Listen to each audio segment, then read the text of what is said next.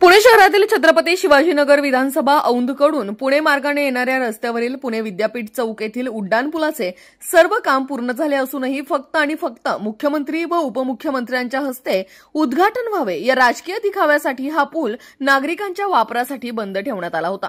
शासन व प्रशासनाने नागरिकांच्या वेळेची, इंधनाची व कष्टांची खिल्ली उडवत या पुलावर कृत्रिम अडथळे निर्माण केले होते। नागरिकांची रोजची होणारी दमछाक, वाढलेली वाहतूक कोंडी, तासनतास वाया जाणारा वेळ याला जबाबदार कोण? जनतेच्या पैशातून तयार झालेल्या सोयी सुविधांवर असे राजकीय अडथळे लादणे हा जनतेचा अपमान आहे। म्हणून महाराष्ट्र नवनिर्माण सेनेच्या वतीने आज या अन्यायाविरुद्ध ठाम भूमिका घेत अनौपचारिक पद्धतीने उड्डाणपुलाचे उद्घाटन करून नागरिकांच्या वाहतुकीसाठी पूल खुला करण्यात आला।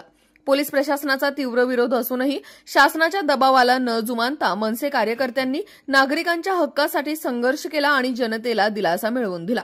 या प्रसंगी सरचिटणीस रणजित शिरोळे, शहर अध्यक्ष साईनाथ बाबर, जनहित कक्ष शहर अध्यक्ष नरेंद्र तांबोळी, मनविसे राज्य संघटक प्रशांत कनोजिया, शहर संघटक निलेश हांडे, छत्रपती शिवाजीनगर विभाग अध्यक्ष विनायक कोतकर, विभाग सचिव सुनील लॉयरे, मनविसे विभाग अध्यक्ष केतन डोंगरे, संजय तोडमल, शंकर पवार, गौरव खेडेकर, आकाश धोत्रे, गोकुळ अडागळे, अँथोनी आढाव हे सगळे उपस्थित होते। अशाच नवनवीन बातम्या व घडामोडी पाहण्यासाठी आमच्या चॅनलला लाईक, शेअर व सबस्क्राईब करा।